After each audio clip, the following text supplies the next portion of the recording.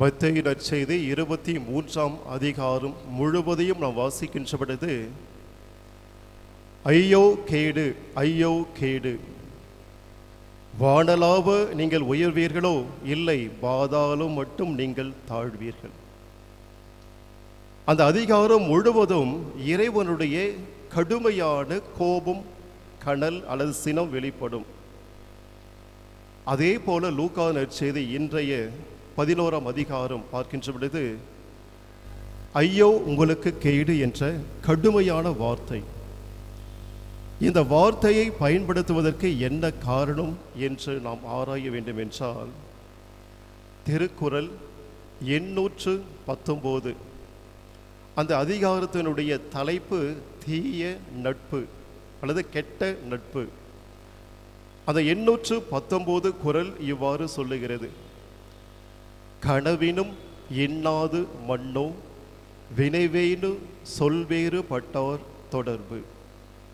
இதனுடைய அர்த்தம், செய்யும் செயல் வேறாகவும் சொல்லும் சொல் வேறாகவும் உள்ளவரின் நட்பு ஒருவனுக்கு கனவிலும் துன்பம் தருவதாகும். அது மீண்டும் வாசிக்கிற அர்த்தம், செய்யும் செயல் வேறாகவும் சொல்லும் சொல் வேறாகவும், அல்லது சொல் செயல் இரண்டும் வேற வேற இருக்கும், வேறாகவும் உள்ளவரின் நட்பு.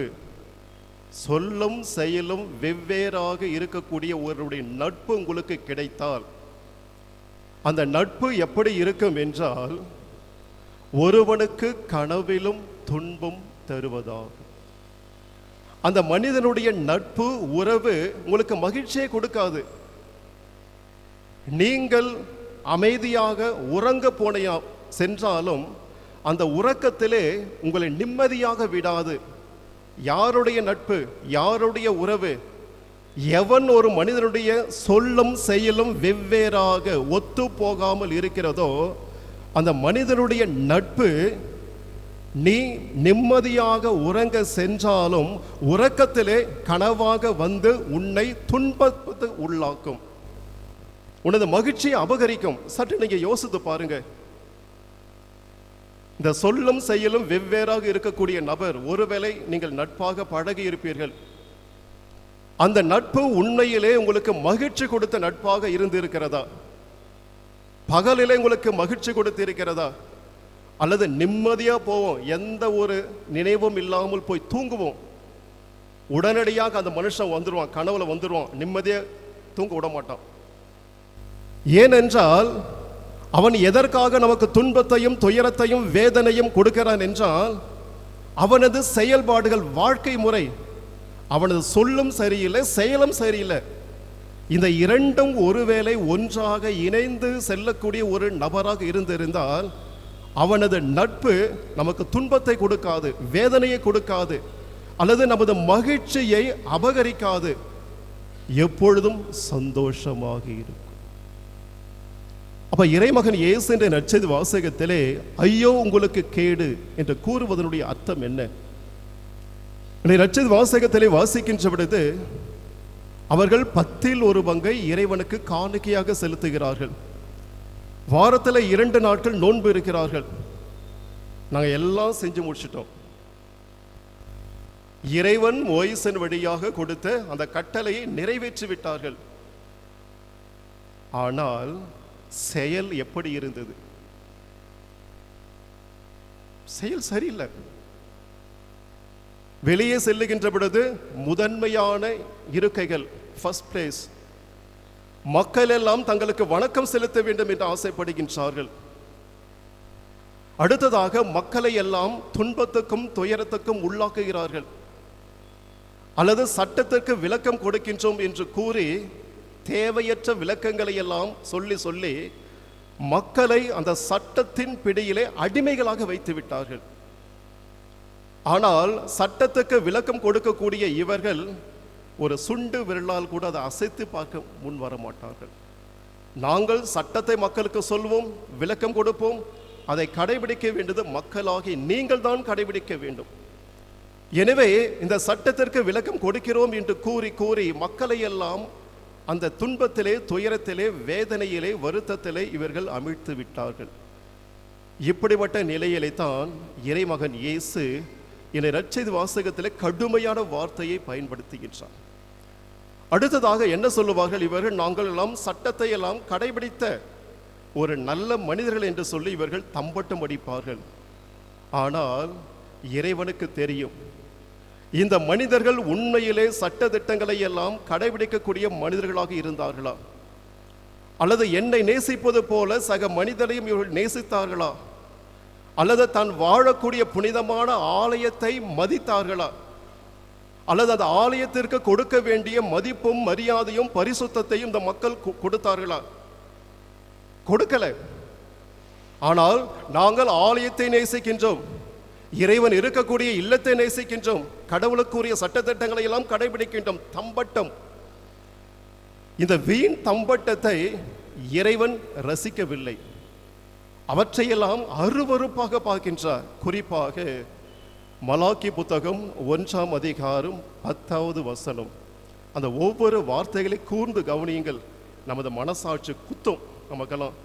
இந்த புனிதமான ஆலயத்தை எப்படி நேசிக்கிறோம் என்று சொல்லி அவர் கூறுவார், என் பலிபீடத்தின் மேல் நீங்கள் வீணாக தீ மூட்டாதவாறு எவனாகிலும் கோவில் கதவை மூடினால் எத்துணை நன்று. இறைவனுடைய நாவிலிருந்து வந்த வார்த்தை, எனது கோவில் முற்றங்களில் யாரும் தீ மூட்டக்கூடாது. இந்த மனிதர்கள் தீ மூட்டாதவாறு எவனாகிலும் ஒருவன், நல்ல மனுஷன், என் கோவில் கதவுகளை மூடினால் எனக்கு சந்தோஷம். அடுத்தவர் குறிப்பிடுகின்றார், உங்களை எனக்கு பிடிக்கவில்லை என்கிறார் படைகளின் ஆண்டவர். உங்கள் கையிலிருந்து காணிக்கை எதுவும் நான் ஏற்றுக்கொள்ள மாட்டேன். உங்களை பார்த்த எனக்கு பிடிக்கல, நீங்கள் கொடுக்கக்கூடிய காணிக்கைகளை நான் ஏற்றுக்கொள்ள மாட்டேன். இந்த 3 கடுமையான சொற்கள். எதற்காக இறைவன் இப்படிப்பட்ட கடுமையான சொற்களை பயன்படுத்த வேண்டும்? நீங்கள் என் ஆலயத்தின் முன் தீ மூட்டாதவாறு எவனாகிலும் என் ஆலயத்தினுடைய கதவை மூடினால் நான் சந்தோஷப்படுவேன். உங்களை பார்க்கவே பிடிக்கல, நீங்கள் கொடுக்கக்கூடிய காணிக்கையை ஏற்றுக்கொள்ள மாட்டேன். என்ன அர்த்தம்?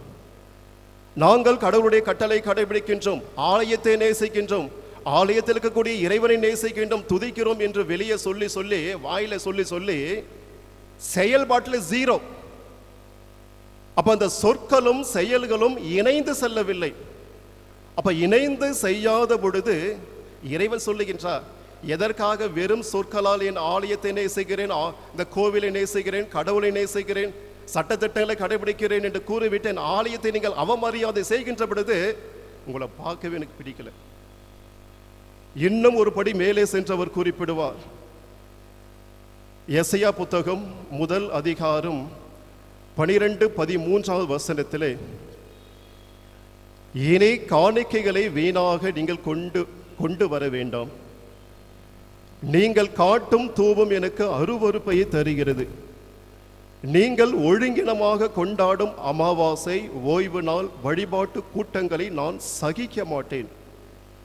உங்கள் அமாவாசை திருவிழா கூட்டங்களையும் என் உள்ளம் வெறுக்கிறது. அவை என் மேல் விழுந்த சுமைகளாயின, அவற்றை சுமந்து சுமந்து சோர்ந்து ஓடி. இறைவனுடைய சினம்.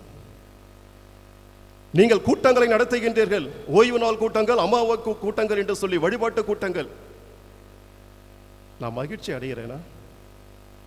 என்றாவது என்னை பார்த்து இந்த கூட்டங்களை எல்லாம் நடத்தி கொண்டிருக்கின்றேன், இறைவன் மகிழ்ச்சி அடையக்கூடிய இறைவனாக இருக்கிறாரா என்று என்னை என்றாவது நீங்கள் யோசித்து பார்த்து இருக்கின்றீர்களா? இறைவன் சொல்றார், இந்த கூட்டங்களை எல்லாம் நடத்தி நடத்தி நீங்க என்ன செய்கிறீங்க? அவையெல்லாம் என் மேல் விழுந்த சுமைகளாகிவிட்டது. அவ்வளோ வெயிட் என் மேல இருக்குது. அவற்றை சுமந்து சுமந்து சோர்ந்து போன ஒரு கடவுளாக இருக்கிறார். எதற்காக இறைவன் சொல்லுகின்றார்? முதல் அவர் இருக்கக்கூடிய ஆலயத்தை நேசியுங்கள். இந்த புனிதமான ஆலயத்தை, அதனுடைய பரிசுத்தத்தை, மகத்துவத்தை நேசியுங்கள்.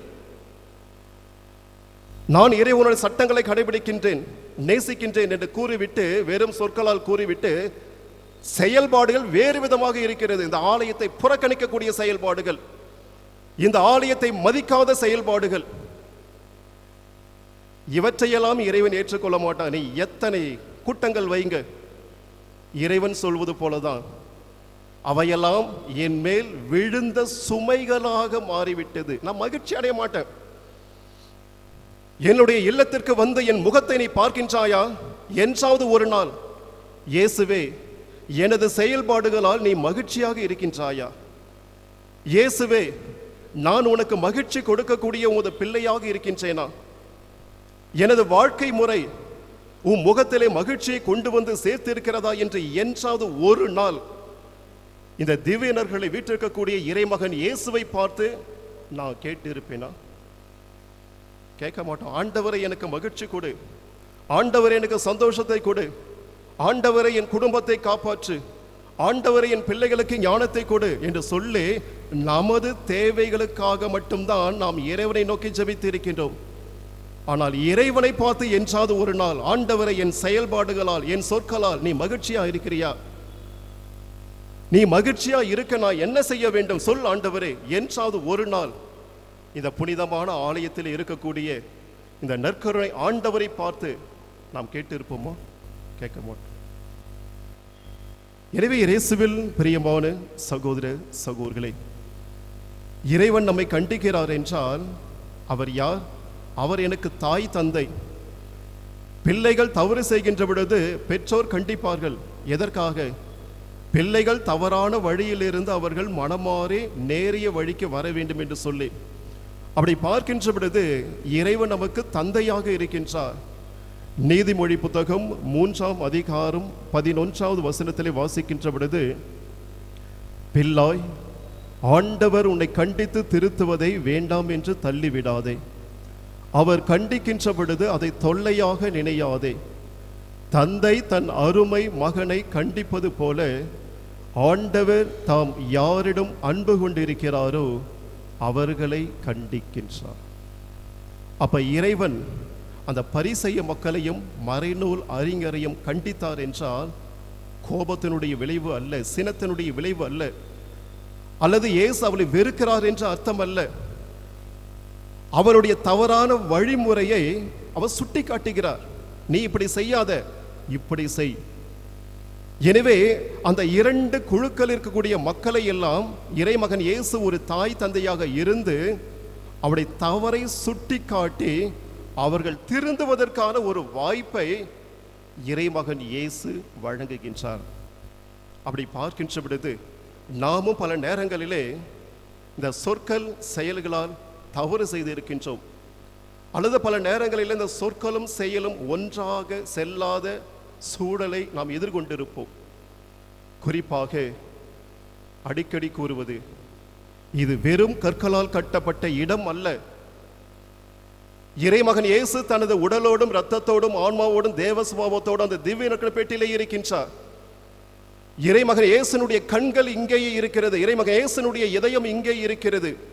யாரெல்லாம் என் ஆலயத்திற்குள் வந்து அவருடைய வேண்டுதலை வைக்கின்றார்களோ அவரது வேண்டுதலுக்கு செவி கொடுக்கக்கூடிய இறைவனாகத்தான் இங்கே இருக்கின்றார். அப்ப பார்க்கின்ற பொழுது வெறும் சொற்களால் மட்டும் ஆலயம் ஆலயம் ஆலயம் ஆலயம், ஆனால் செயல்பாடுகள் எப்படி இருக்கிறது? இந்த புனிதமான ஆலயத்தை புறக்கணிக்கக்கூடிய செயல்பாடுகள் இறைவன் ஏற்றுக்கொள்ள மாட்டார்.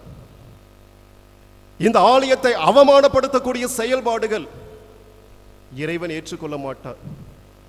என்னதான் ஜப வழிபாடு நீங்கள் பங்கெடுத்தாலும் சரி, அவையெல்லாம் இறைவனுக்கு மகிழ்ச்சி கொடுக்காது. இறைவனுடைய ஆலயத்தை மதியுங்கள், அவருடைய முகத்திலே மகிழ்ச்சி வரக்கூடிய செயல்பாடுகளை செய்யுங்கள், இறைவனை சந்தியுங்கள். இறைவன் பிறகு நம்முடைய ஜெபங்களையும் விண்ணப்பங்களையும் ஏற்றுக்கொள்வார். ஆமீன்.